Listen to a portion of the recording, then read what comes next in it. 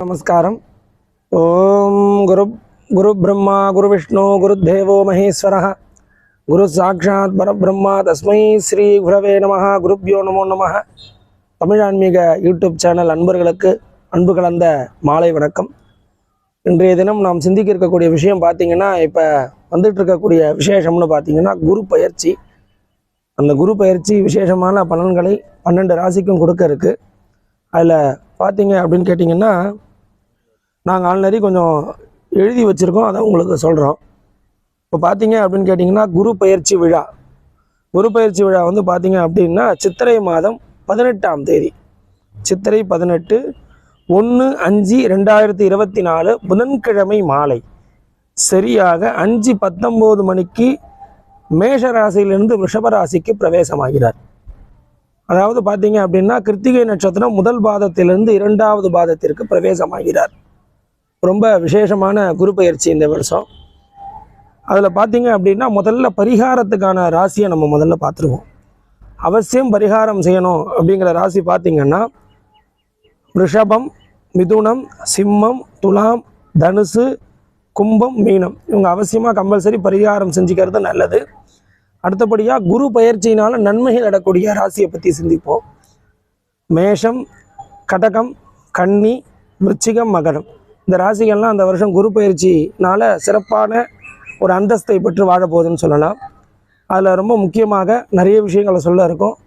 நம்மளுடைய தமிழ் ஆன்மீக யூடியூப் சேனலில் நிறைய பேர், அதாவது கமெண்டில் கேட்கல, பார்த்து ஃபோனில் பேசுகிறவங்க உங்களுக்கு ஜாதகம் பார்க்க தெரியுமே, நீங்கள் ராசி பலன்களை சொல்லலாமே அப்படின்னு கேட்டதுனால குரு பயிற்சியிலேருந்து அதை நாங்கள் தொடங்குகிறோம். அதனால் இந்த குரு பயிற்சிக்கான அடுத்த பலன்களை இப்போ நாங்கள் சொல்ல வரோம். இப்போ குரு பயிற்சி பலன்கள் பார்த்துட்டுருக்கோம். அதில் பார்த்திங்கன்னா முதல் பார்க்கக்கூடிய ராசி மேஷ ராசி. மேஷ ராசிக்கு ஜென்மத்திலேருந்து குரு போகிறார். சிறப்பான பலன்கள் இருக்கும். மேஷ ராசி சிறப்பாக இருக்கும் இந்த வருஷம். ஒரே ஒரு விஷயத்தை மாத்திரம் நீங்கள் பண்ணணும், உங்களுடைய கோபத்தை அறையே விட்டீங்க அப்படின்னா இந்த வருஷம் சிறப்பான செம்மையான பலன்கள்லாம் உங்களுக்கு கிடைக்கும். சிறப்பான தன லாபங்கள், தொழிலில் முன்னேற்றங்கள், பெரிய ஸ்தானங்கள், பெரிய பொறுப்புகள்லாம் உங்களுக்கு கிடைக்கும்.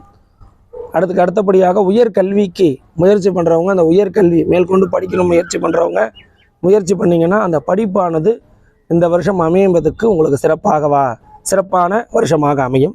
அடுத்தபடியாக ரிஷபராசி. இந்த ரிஷபராசியை பார்த்தவொன்னே எல்லாரும் பயமுறுத்திருப்பாங்க, ஜென்மத்துக்கு குரு வருது, ஒரு வழி ஆக்கிடும் அப்படின்னு சொல்லுவாங்க.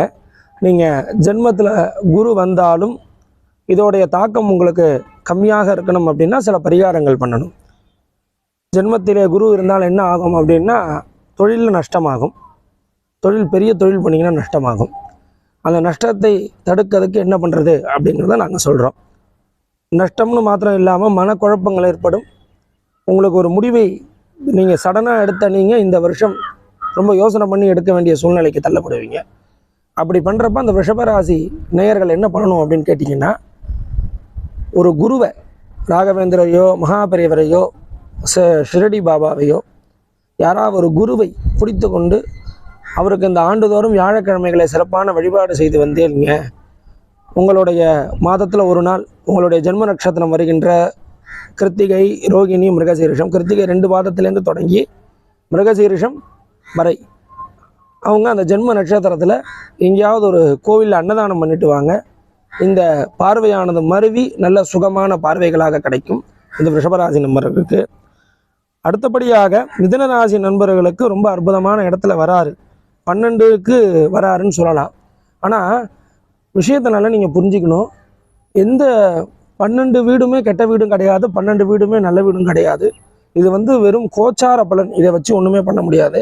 உங்களுடைய ஜாதகத்தில் பிறக்கக்கூடிய லக்னம், அப்போ இருக்கக்கூடிய தசாபுத்தியை வச்சு தான் நம்மளுடைய வாழ்க்கையானது தீர்மானமாகும். இதை நம்ம ஜஸ்ட்டு தெரிஞ்சு வச்சுக்கிறோம்.